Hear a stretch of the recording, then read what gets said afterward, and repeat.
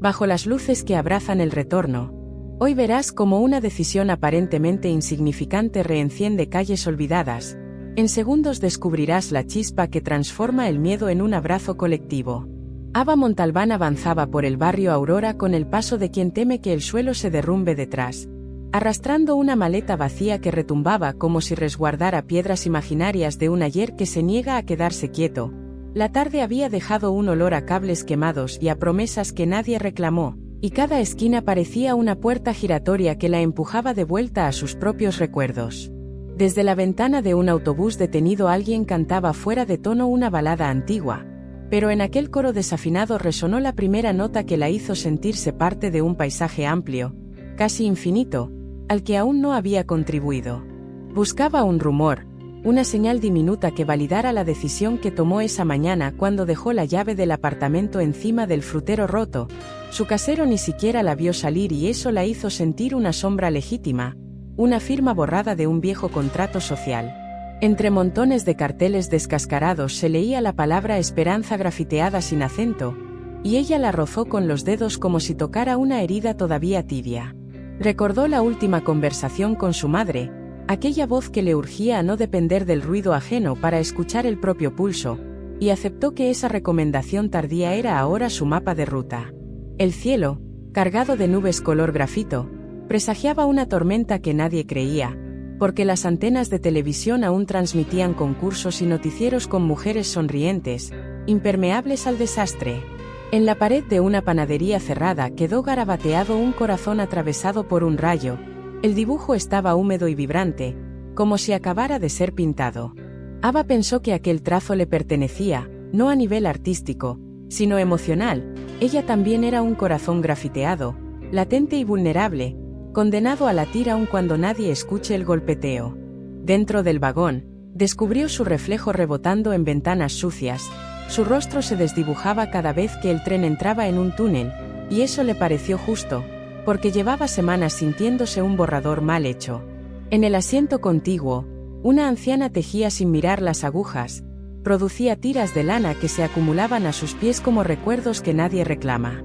Ava cerró los ojos, inhaló el olor a freno desgastado y prometió, sin pronunciarlo, que en ese trayecto hallaría un propósito minúsculo, suficiente para no regresar al punto de partida.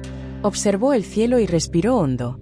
Sintió cómo el valor le subía desde las plantas de los pies hasta la frente, provocándole la necesidad urgente de dar un paso más, de no detenerse hasta escuchar algo distinto a la cacofonía interna que la perseguía. El barrio se extendía ante ella como un tablero de ajedrez sin piezas, dispuesto a ser conquistado por quien tuviera la osadía de inventar las reglas. Pasó frente a un kiosco abandonado y, sobre el cristal roto, vio pegada la fotografía descolorida de una niña sosteniendo un globo rojo. Aquel rostro infantil, borroso por la lluvia, encendió en Ava una ternura involuntaria, seguida de una punzada de culpa por no saber dónde había extraviado la propia inocencia. El viento arrastró un periódico viejo que se enroscó en sus tobillos. En la portada se adivinaba un titular sobre cortes de energía, pero Ava lo apartó con suavidad, como si temiera que un gesto brusco pudiera despertar el pasado. Bajo una marquesina con focos moribundos, un grupo de adolescentes ensayaba pasos de break dance sobre cartones pintados. Sus zapatillas chirriaban contra el suelo húmedo, produciendo un ritmo crudo que chocaba con el arrullo lejano de una radio portátil que reproducía boleros. Esa mezcla de tiempos y cadencias le recordó que la ciudad siempre ha sido una orquesta de desacuerdos armónicos, y por primera vez en semanas sonrió sin que nadie la viera. A cada metro, las farolas parpadeaban como párpados cansados, algunos bombillos se apagaban, otros renacían con un zumbido eléctrico, pintando manchas irregulares de luz sobre el pavimento.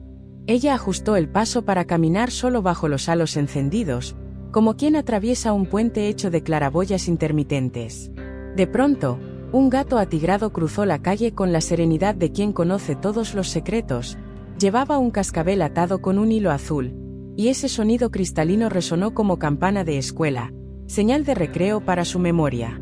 Recordó la risa de su hermano menor persiguiendo gatos en patios ajenos, un recuerdo tan nítido que casi pudo oler la mezcla de pasto recién cortado y detergente barato con que su madre lavaba la ropa. Una patrulla policial pasó despacio sin detenerse, los agentes conversaban sobre el partido del domingo, ajenos al drama diminuto de la maleta que rechinaba detrás de Ava.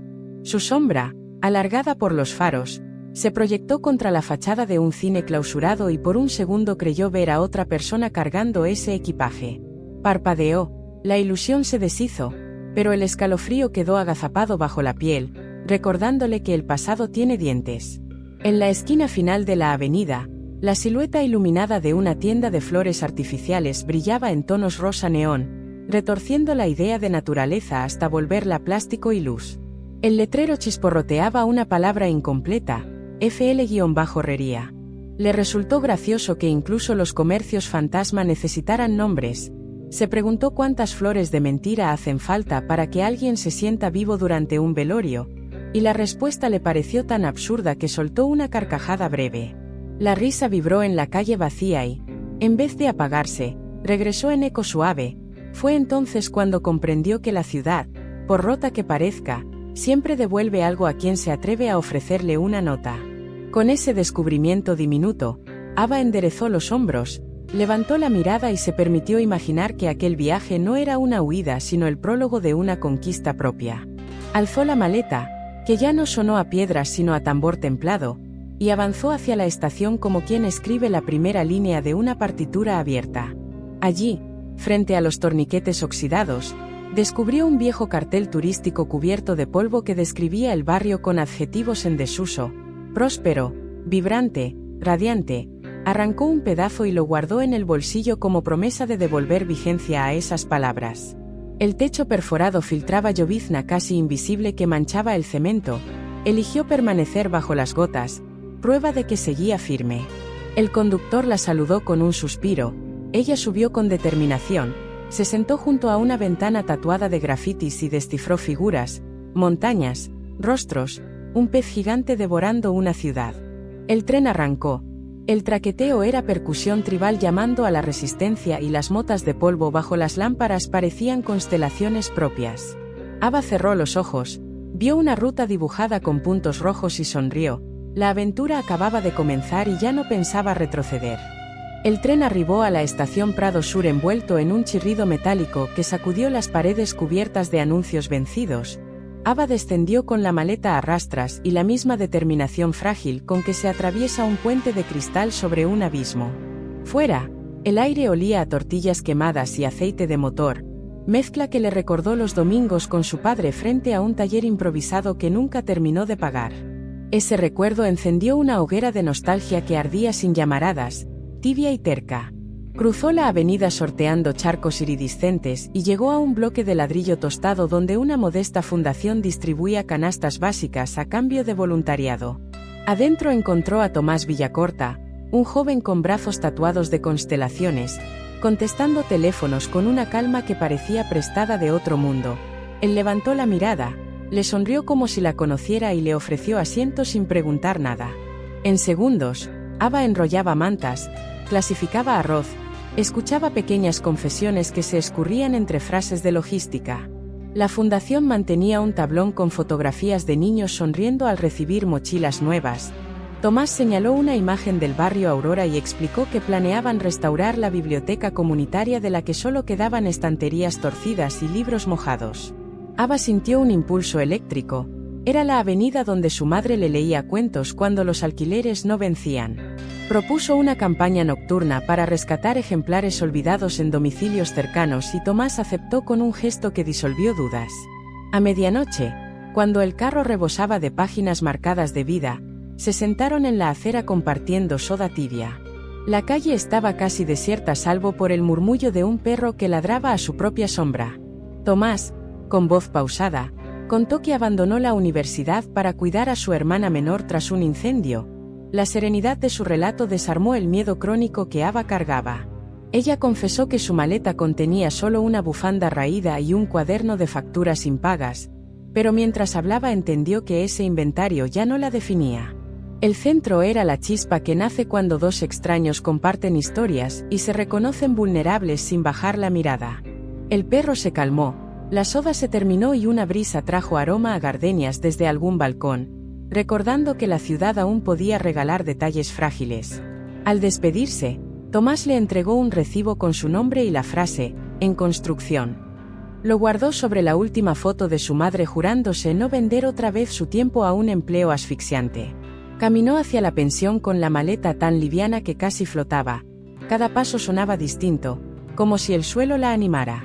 Al día siguiente, con el alba, regresó a la fundación. El barrio despertaba con crujidos de persianas, aroma a café aguado y pájaros que discutían sobre cables. Juntos trazaron en 48 horas un plan para limpiar la biblioteca, lavar paredes cubiertas de moho, catalogar libros rescatables, levantar repisas nuevas con tablones reciclados. Publicó un mensaje pidiendo voluntarios y en horas llegaron jubilados con rodilleras, estudiantes con cascos, un panadero que donó hogazas, un tatuador que diseñaría señaléticas. El primer martillo resonó a las 10 y el polvo danzó bajo rayos de sol. Ava, subida a una escalera, descubrió postales antiguas escondidas tras un estante y las exhibió como semillas de historia. Al caer la tarde, compartieron limonada aguada en el suelo, la complicidad ya había echado raíces. Una mujer caribeña tarareó un bolero y la melodía se expandió hasta abrazarlos. Esa noche, Ava limpió vidrios mientras Tomás ajustaba bombillas.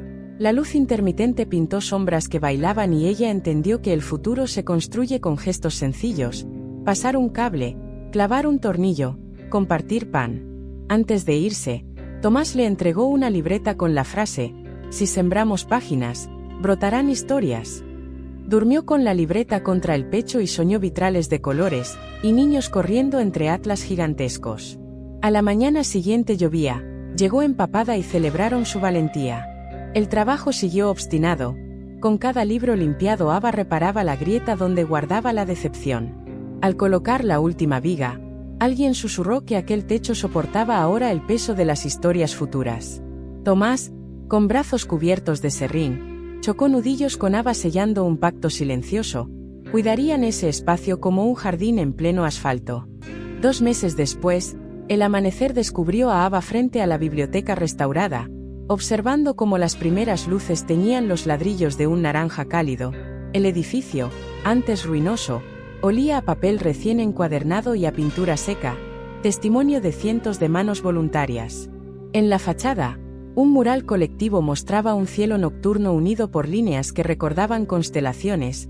Era la firma de Tomás, quien sostenía una caja de galletas recién hechas para los primeros lectores. Dentro, los estantes relucían, había lecturas para mayores, talleres de poesía callejera y un rincón infantil con almohadas donde los niños construían castillos de palabras.